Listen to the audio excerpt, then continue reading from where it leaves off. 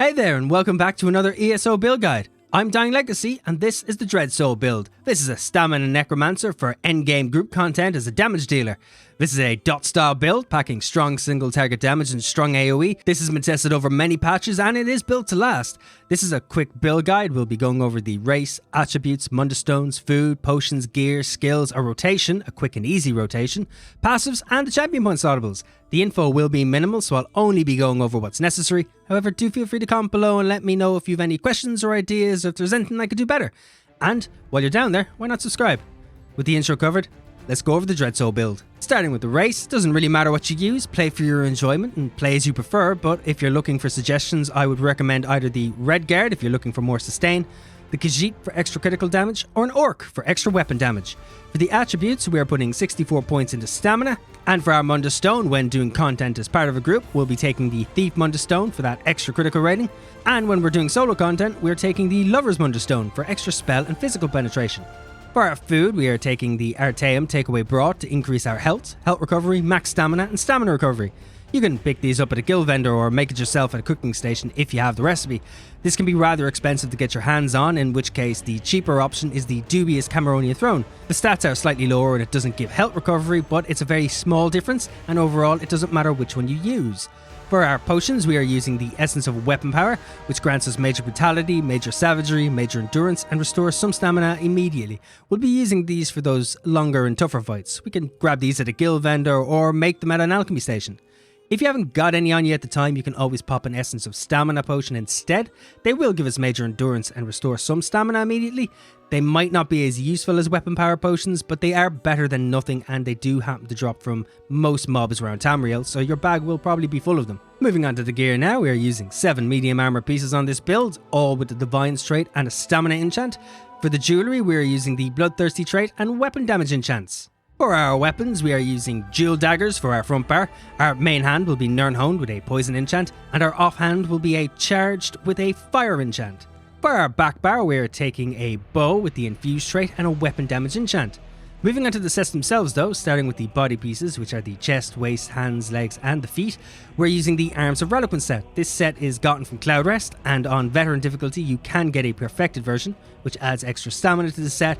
It's a minor increase compared to the unperfected version, so it doesn't matter what version you use.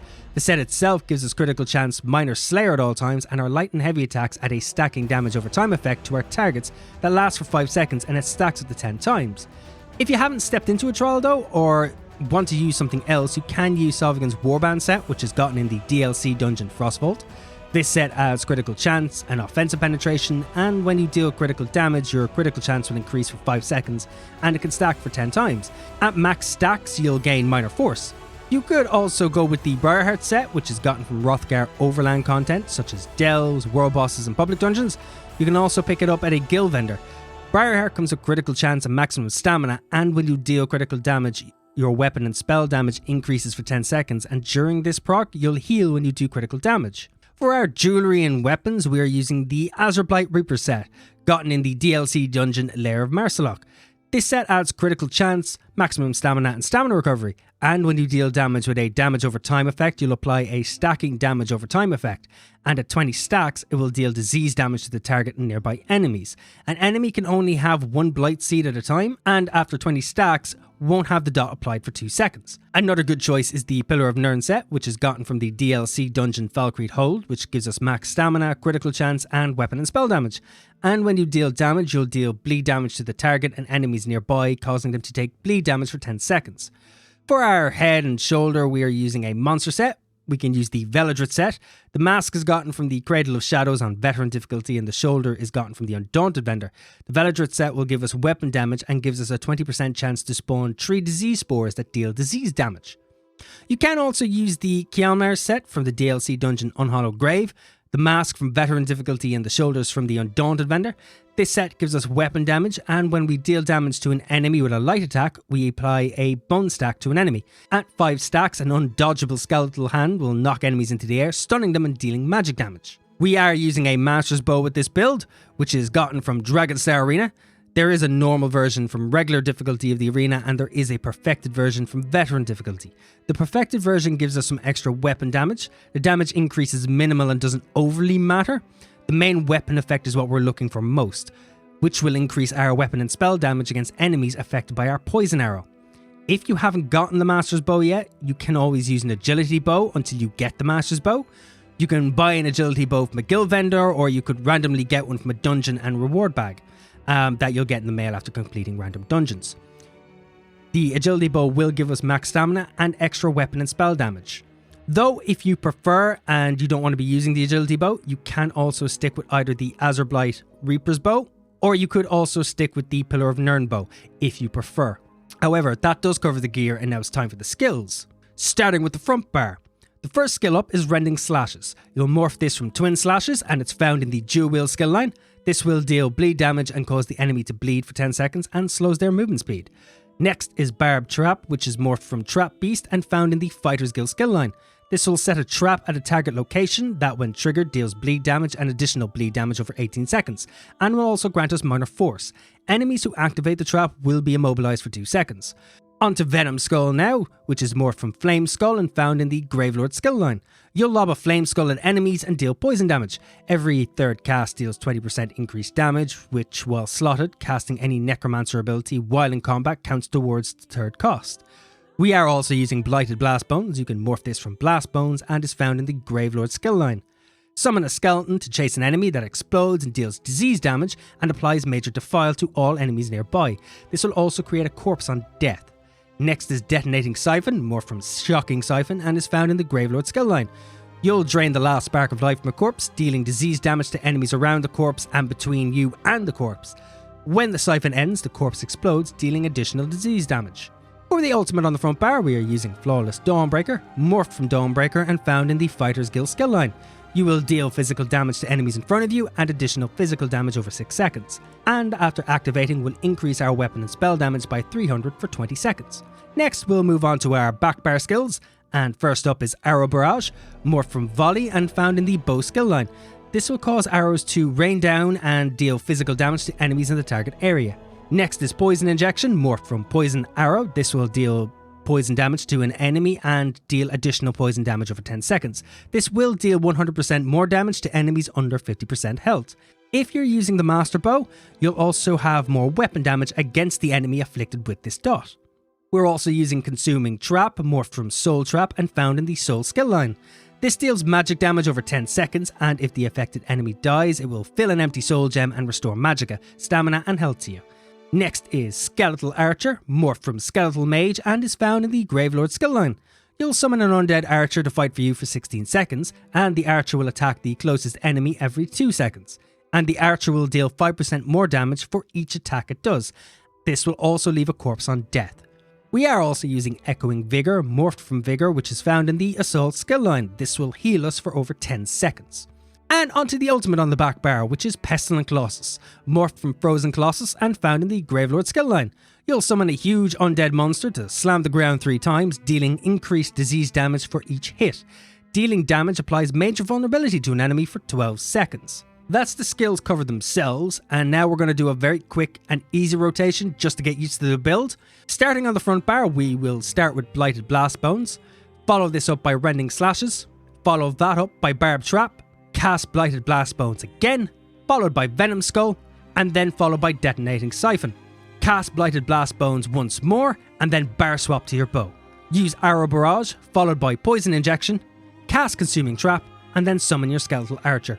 And then bar swap again, and repeat the whole process again till the enemy's dead. Don't forget to use a light attack before every skill. I know in an upcoming patch, light attacks might change a bit, but for now, while we're still in the High Isle patch, stick with doing a light attack before every skill. So that covers the skills and the rotation, so let's quickly go over the passives, starting with our class passives. First up is the Gravelord skill line. We want to take everything in here, which includes Reusable Parts, Detonel, Dismember and Rapid Rot. In the Bone Tyrant skill line, we will only take Last Gasp. We're not using any other skills from here to activate the other passives. And onto the Living Death skill line, we'll be taking Curative Curse, Corpse Consumption and Undead Confederate. We aren't using a Living Death ability, so near death experience is useless to us. We are using Dual Dagger, so we'll take everything in the Dual Wield skill line. These are Slaughter, Dual Wield Expert, Control Fury, Ruffian and Twin Blade and Blunt. Next is the Bow skill line. Grab everything. That's Long Shots, Accuracy, Ranger, Hawkeye and Hasty Retreat. We are wearing full medium armor as well, so we'll take everything in the medium armor skill line too, which are Windwalker, Improved Sneak, Agility, and Athletics. Next up is the guild passives, starting with the Fighters Guild. In here we'll be taking Slayer, Banish the Wicked, and Skill Tracker. And next is the Undaunted passives. In here we'll be taking Undaunted Command and Undaunted Metal. This next one is an optional passive and it can be found in the Assault skill line, and it is Continuous Attack. We only need to put 1 point into this to gain Major Gallop. We get nothing extra for adding a second point unless you plan on doing Cyrodiil or PvP. Moving on to the racial passives, these are very specific to your race. You will want to grab everything, but above all else, make sure you read over them just so you know what they do and understand what benefits and advantages you'll have. And lastly, one more optional passive, which I would class as a necessity if anything, and it's medicinal use, which is found in the Alchemy skill line. This causes our potions to last much longer and makes potions outlast their cooldown, so you can always have a potion active. And that covers the passives, and now onto the champion point slottables, beginning in the Warfare tree. In here, we want to take Wrathful Strikes to get extra weapon and spell damage. We also want to take Fighting Finesse to increase our critical damage and critical healing. We also want to take Deadly Aim to increase damage done with single target attacks, and Master at Arms to increase our damage done with direct damage attacks. In the Fitness skill line now, we also want to take Boundless Vitality to increase our health, Fortify to increase our armor, and Rejuvenation to increase our sustain.